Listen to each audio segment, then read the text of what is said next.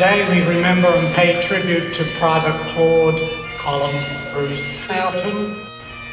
Claude Sowton was the youngest son of Nicholas Sowton and his wife Catherine. He was born in Unley, a suburb of Adelaide, on the 3rd of July 1895. Claude was educated at the Glen Osmond Public School and went on to become a mechanic. He had also had experience in the senior cadets, and when old enough had transferred to the 78th Regiment of the Citizens' Forces. He proved an able soldier, and in October 1913 was recorded among the best 10 shots in the standard test fired at Port Adelaide for E Company. Sowton enlisted for active service in the Australian Imperial Force in June 1915, 2 months short of his 20th birthday. After a period of training in Australia, Sowton went to Egypt with the 10th Reinforcements to the 16th Battalion. In November, he joined them at Anzac Cove.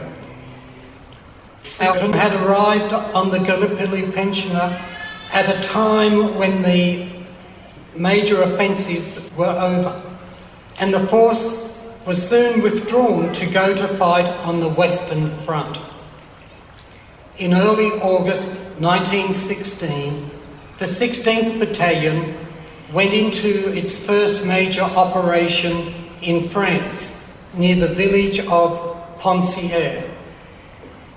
Under some of the heaviest shell fire of the war, they supported the 15th Battalion in their attack on the Germans' positions to the north of the village. Sowton, like many men, was struck with a severe case of shell shock, which eventually resulted in him being evacuated from the front line and sent to hospital in France.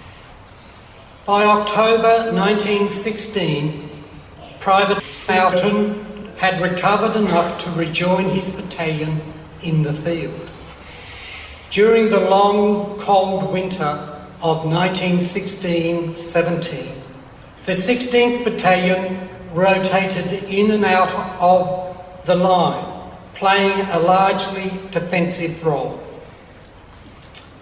On the 11th of April 1917, the 16th Battalion conducted an operation against the Hindenburg line near Bullecourt. This strong, well-defended German line was a formidable objective, and for the attack, the Australians were given the newest weapon, tanks. But there were very few, and not all were reliable. Most of the tanks, the men of the 16th Battalion were allocated, 2 failed to get into position on time, and 1 failed to arrive at all, leaving with them only 3 of the 6 designated. Those 3 were not effective, and the infantry pushed on alone, suffering enormous casualties, eventually being forced back into their original trenches. At the end of the day, Private Sowton was missing.